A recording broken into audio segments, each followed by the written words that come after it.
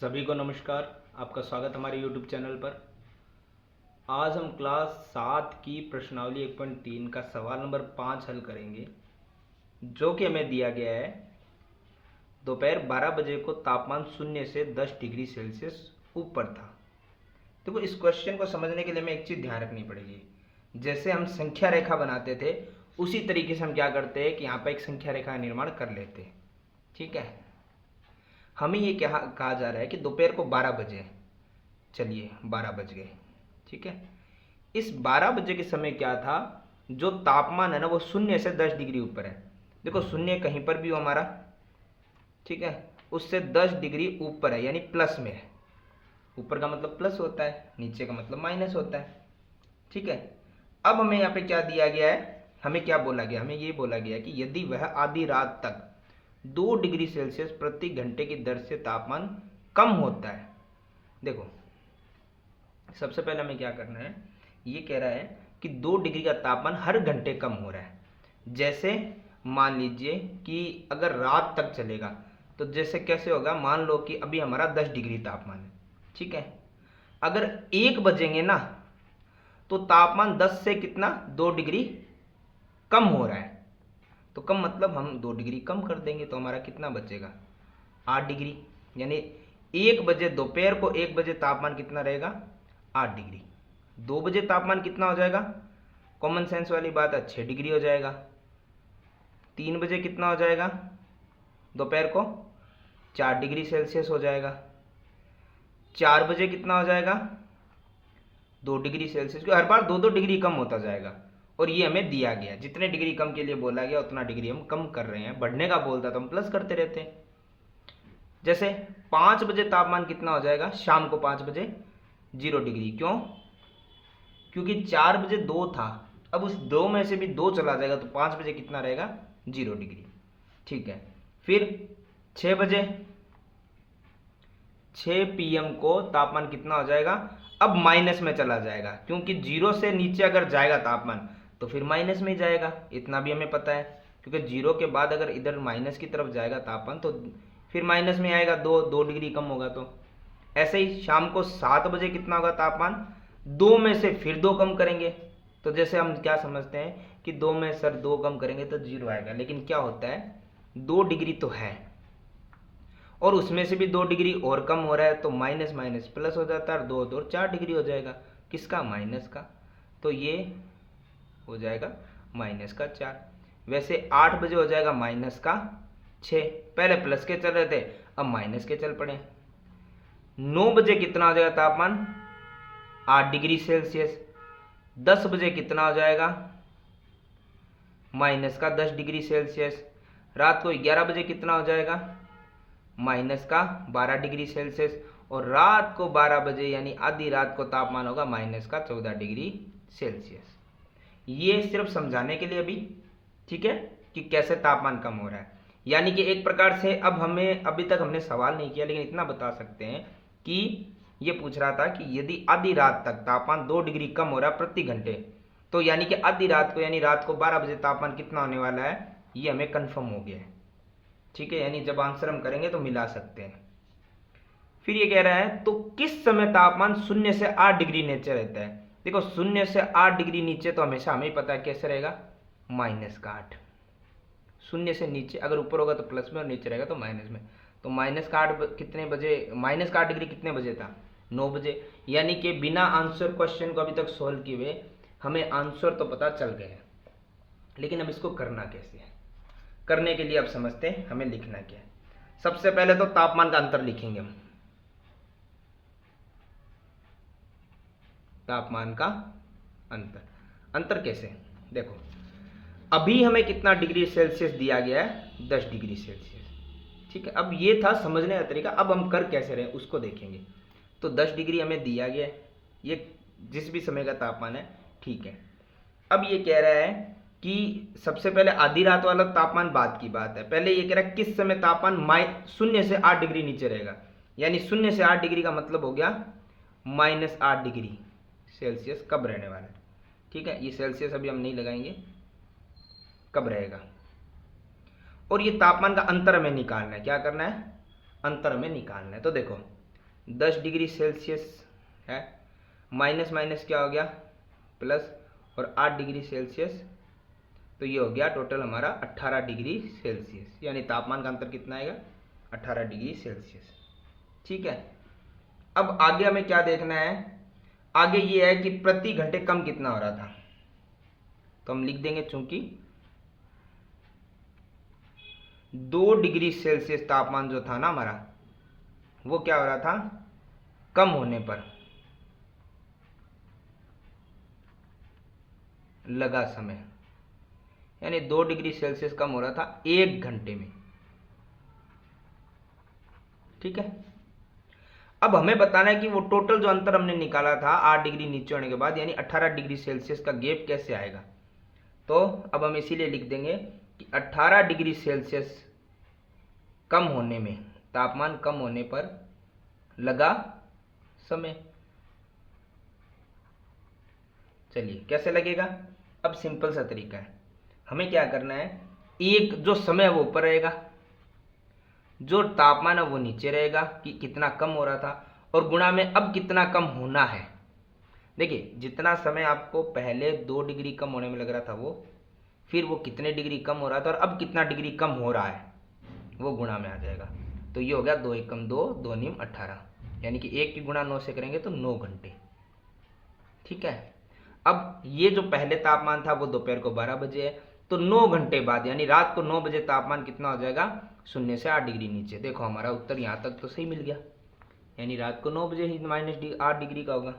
चलो यहाँ पे हमारा क्या हो गया है, एक आंसर तो कंप्लीट हो गया है, यानी कि रात के 9 बजे तापमान कितना होगा 0 से 8 डिग्री नीचे, यानी कि 8 डिग्री माइनस का सेल्सियस। ठीक है, एक चीज क्लियर हो गई। अब इसने पूछा था कि आधी रात का तापमान बताना है हमें। ठीक है, तो आधी रात का तापमान हम कैसे बताएंगे, हमें सबसे पहले लिखना है कि भाई रात को 9 बजे का तापमान कितना था, 9 बजे PM लिख दो, रात लिखो या PM लिख दो, एक ही बात है, का तापमान -8 डिग्री था। ठीक है, फिर रात को 10 बजे का तापमान,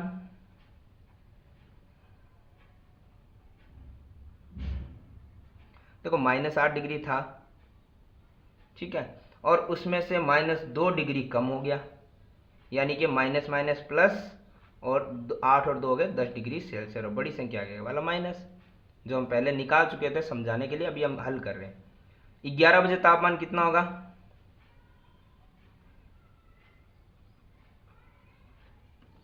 देखो अभी 11 बजे 10 बजे हमारा तापमान -10 है, तो हर घंटे 2 डिग्री कम हो रहा है, यानी कितना हो जाएगा -12 डिग्री सेल्सियस।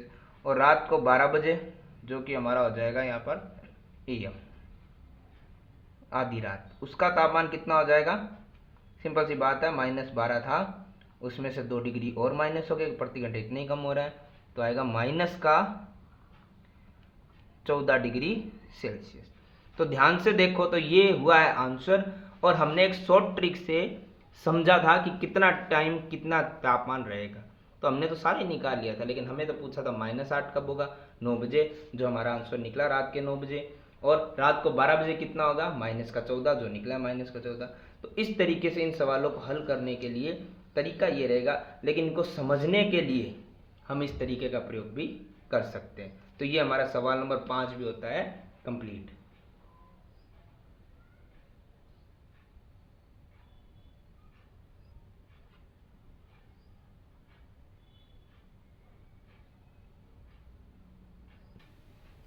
आगे सवाल नंबर 6। सवाल नंबर 6 में हमें यहाँ पर दिया गया सबसे पहले कि एक कक्षा टेस्ट में प्रत्येक सही उत्तर के +3 अंक दिए जाते हैं और गलत उत्तर के -2 अंक काट लिए जाते हैं। तो किसी प्रश्न को हल करने का अगर प्रयत्न ना करें तो कोई अंक दिए ही नहीं जाता। तो ये देखो एक समझने वाली चीज है, जैसे पहले क्वेश्चन में दिया गया, इसको भी हम सबसे पहले रफली समझ लेते हैं। यहाँ पे ये दिया गया कि एक कक्षा टेस्ट है जिसमें जितने भी उत्तर सही होंगे, जैसे मान लो मेरे 5 उत्तर सही होते हैं, तो उनके आपको प्रत्येक उत्तर के मिलेंगे 3 अंक, यानी मुझे 15 नंबर मिलेंगे। लेकिन अगर कोई गलत उत्तर अगर हम कर देते हैं ना अटेम्प्ट, ठीक है, तो मान लो जैसे मैंने 3% गलत कर दिए, तो उनके -2 से वो कट जाएंगे, यानी कि हो जाएंगे 6 नंबर, यानी मुझे टोटल कितने मिलेंगे, 9 नंबर ही। ठीक है, इसी चीज को ध्यान में रखते हैं। यहाँ पे पहला एक सवाल दिया गया है, राधिका ने 20 अंक प्राप्त किए। ठीक है, यदि उसके 12 उत्तर सही पाए जाते हैं, देखो यहां पर अब एक चीज समझते हैं, हमें उसने क्या पूछा है, उसने पूछा है कि कितने प्रश्नों के उत्तर गलत दिए, तो हमें नहीं पता, तो हम यहाँ पे सबसे पहले क्या शुरू करेंगे, हम लिखेंगे पहला पॉइंट कि राधिका ने गलत उत्तर दिए, माना, या माना लिख देते, माना राधिका ने गलत उत्तर दिए बराबर x। हमें नहीं पता कितने उसने गलत उत्तर दिए हुए हैं। अब यहाँ पर राधिका ने जो सही उत्तर दिए थे वो हमें मानने की जरूरत नहीं है, वो यहाँ पे दिया कि 12 उत्तर सही दिए। तो हम क्या करते हैं, इसी टॉपिक के हिसाब से चलेंगे। जैसे मैंने अभी ये समझाया भी था आपको कि जितने उत्तर सही हो उसके +3 से गुणा कर दो, जितने उत्तर गलत है उसके -2 से गुणा कर दो, क्योंकि यही तो अंक है हमारे। तो हम देखते हैं राधिका ने सही उत्तर कितने दिए, 12 दिए, और एक उत्तर के उसे 3 नंबर मिलते हैं, तो 12 कितने मिलेंगे, 12 तिया 36, सिंपल सी बात है।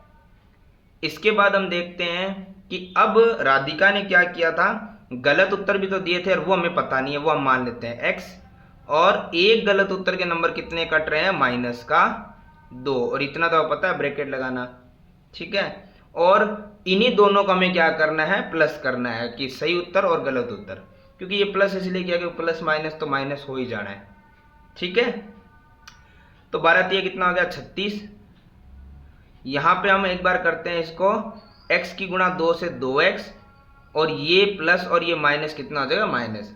और अंततः राधिका ने जो टोटल नंबर प्राप्त किए हैं ना, कि इनको जोड़ने और घटाने पे, वो आ रहे हैं 20, वो हमें 20 दिए गए हैं।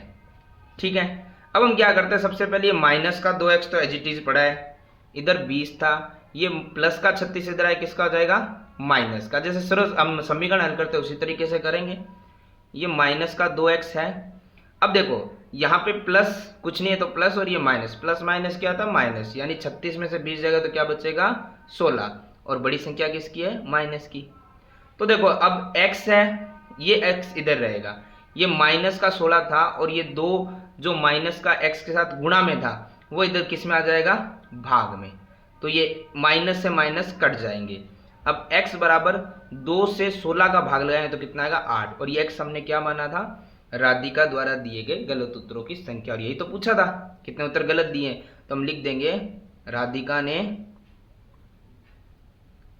गलत उत्तर दिए बराबर, कितने गलत उत्तर दिए उसने, 8। तो इस तरीके से हमारा इसका पहला पॉइंट तो होता है कंप्लीट। अब हम देखते हैं इसी के अंदर सेकंड पॉइंट।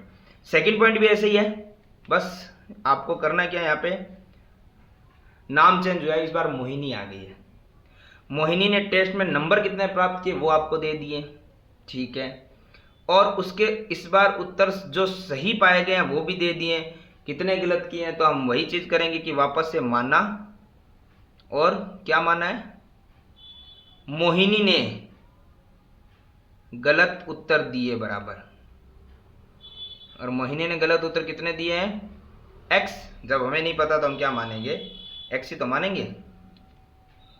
फिर यहाँ पे हम वही चीज यूज करेंगे जो हमें राधिका वाले क्वेश्चन में किया था।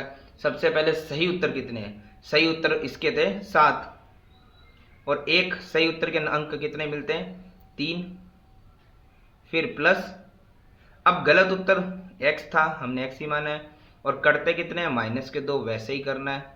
और जैसे पिछली बार राधिका को टोटल 20 अंक मिले थे बराबर में, इस बार मोहिनी को मिले हैं -5, एज इट इज हम लिख देंगे।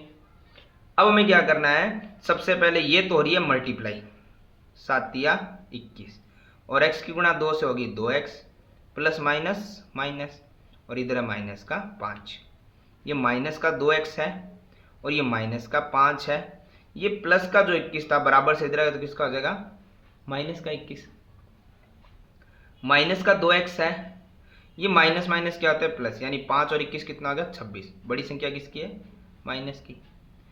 x बराबर x के साथ वाली संख्या हमेशा जो गुणा में होती है वो बराबर से इधर किस में जाती है, भाग में, माइनस माइनस क्रॉस, और x बराबर 2 से 26 जाता है 13 बार। और ये x क्या माना था हमने, मोहिनी द्वारा दिए गए गलत उत्तरों की संख्या। तो हम लिख देंगे मोहिनी ने गलत उत्तर दिए हैं बराबर 13 उत्तर। तो इस तरीके से हमारा ये सवाल नंबर जो 6 था वो भी होता है कंप्लीट।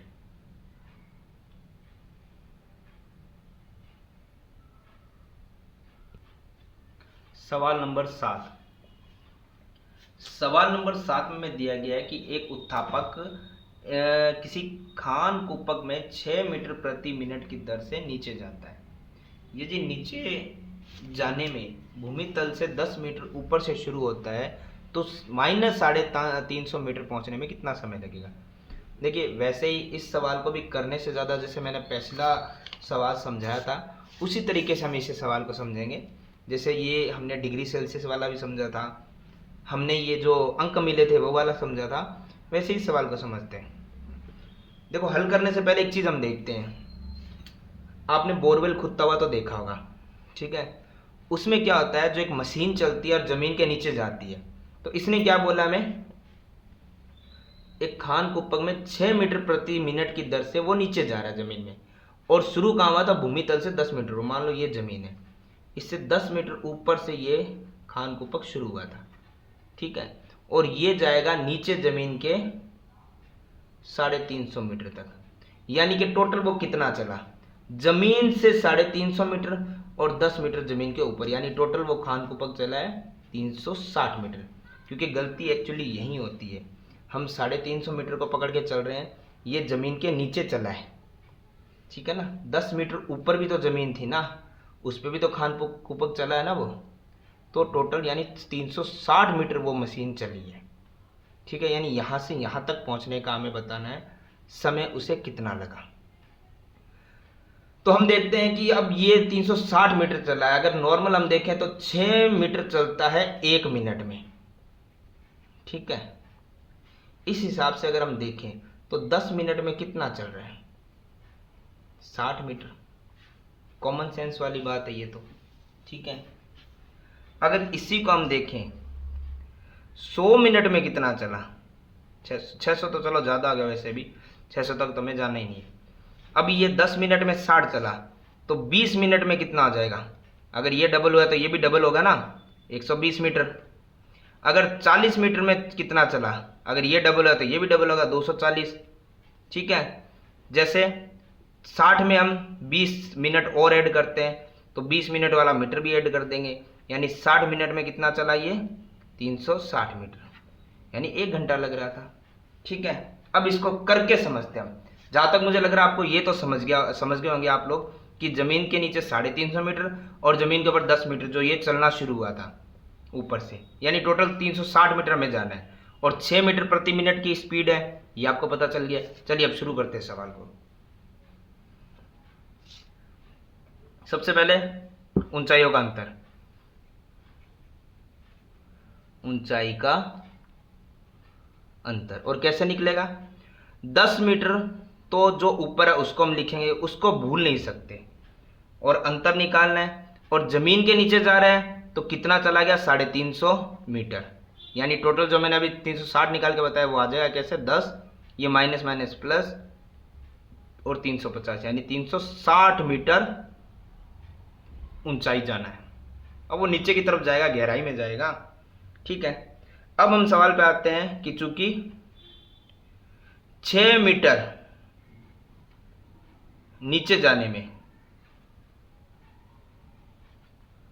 नीचे जा रहा है ना, ये 6 मीटर नीचे जा रहा है, में लगा समय,